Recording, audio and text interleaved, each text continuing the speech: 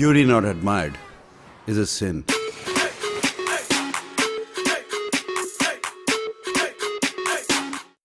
You're beautiful. Hello sub titles ఏంటి? అమ్మాయి అడిగింది ఆ పువ్వులు ఎందుకు పంపించావని అడిగింది. దానికి అన్నయ్య ఏమన్నారు? అందాన్ని ఆరాధించకపోవడం పాపం. నువ్వు చాలా అందంగా ఉన్నావు. ఇది ఎప్పటి నుంచో నీకు చెప్పాలనుకుంటున్నాను తెలుసా?